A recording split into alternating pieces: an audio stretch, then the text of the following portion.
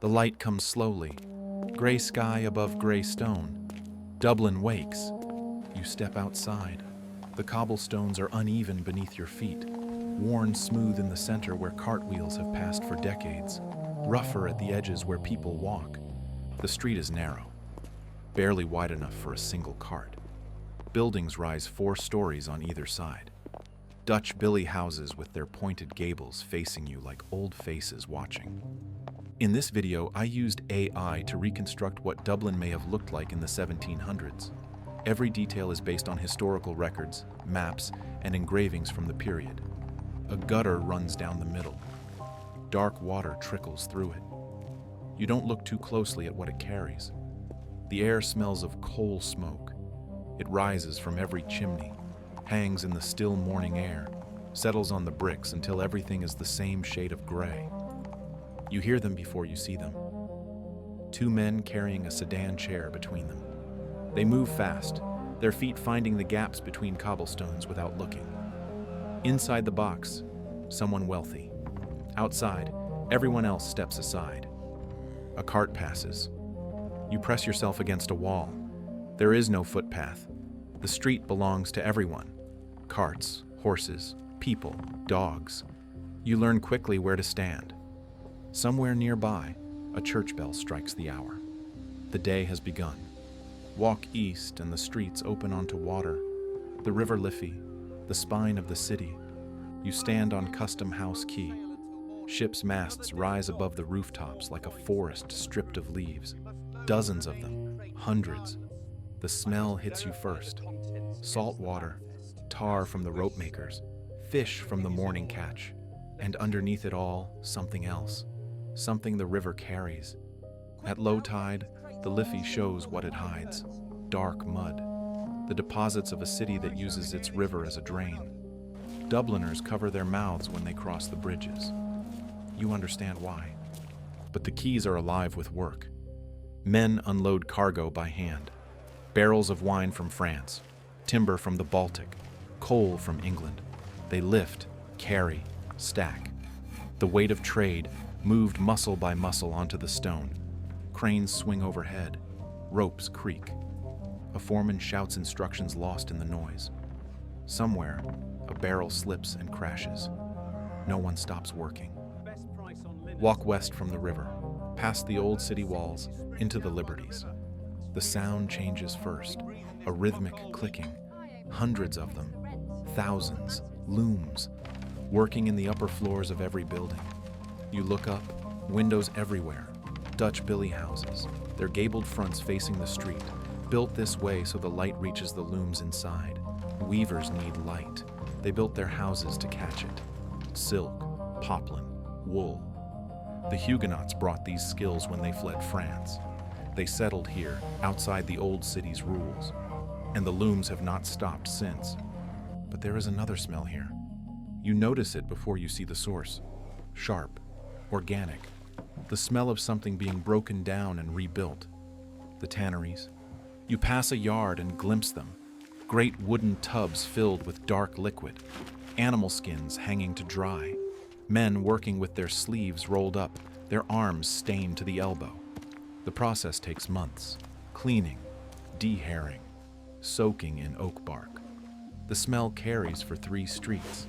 The people who live here have stopped noticing. This is how leather is made. This is how cloth is woven. This is the Liberties, the industrial heart of Dublin, hidden behind the grand facades of the new Georgian squares. Smithfield, early morning. The largest livestock market in Ireland. You hear it before you reach the square. Cattle lowing, sheep bleating, the shouts of drovers, the crack of sticks on flanks. Then you see it. The square is packed. Animals everywhere. Cattle from Meath, sheep from Wicklow, pigs from every county. Buyers examining teeth, feeling flanks, making offers. The ground is not clean. You watch where you step. A deal is struck, a handshake, coins passed, and the animal changes hands. By afternoon, some of these cattle will be meat. At the edge of the square, butchers have set up stalls. Blood on the cobblestones, offal in buckets. The flies have found it already. Beyond the livestock, street vendors with baskets, a woman selling fish, a man with hot pies balanced on his head, calling out prices. The noise is constant. Voices layered over voices. This is how a city of 130,000 feeds itself. No refrigeration, no supply chains, just this. Animals driven to market, slaughtered fresh, sold before sunset. Step through the door. The world changes. Darker inside. Quieter. The noise of the street fades to a murmur. A fire burns in the grate, candles on the tables. The ceiling is low, blackened with years of smoke. You find a space on a bench. The wood is worn smooth by the people who sat here before you. A serving woman brings ale without being asked. Ale, brewed from barley and oats. No hops. It lasts only 2 or 3 days before it spoils. The taste is thick, yeasty, nothing like what you know. Around you, conversations overlap. A deal being made in the corner, an argument brewing by the fire, someone laughing too loud. For men who work the docks, the markets, the tanneries, this is the only warmth they can afford. A pint costs less than bread. The fire is free if you're drinking. You finish your ale. The serving woman is already watching to see if you'll order another. The light fades. Dublin changes.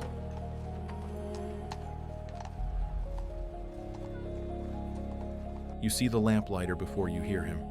A man with a ladder on his shoulder, a long pole in his hand. He moves from lamp to lamp, steady and unhurried. He leans his ladder against a post, climbs, reaches inside with his pole, a spark, a hiss, and then light. A small pool of warm glow in the gathering dark. The flame flickers behind the glass, reaching only a few feet in each direction. Then he moves on. Another lamp. Another pool of light. Between them, darkness. Dublin has over 10,000 lamps, but they are spaced far apart. The light is not to see by, it is to aim for, bright points in the black. You walk toward the next lamp. Your footsteps echo on the cobblestones. Other footsteps somewhere behind you. You don't turn around. In the light, you see faces. In the darkness between, you see nothing. You listen. You walk faster. A church bell strikes the hour. The sound fades into the night. The city does not sleep. Taverns stay open. Work continues by candlelight. But the streets belong to the darkness now. And you understand why Dublin built 10,000 lamps.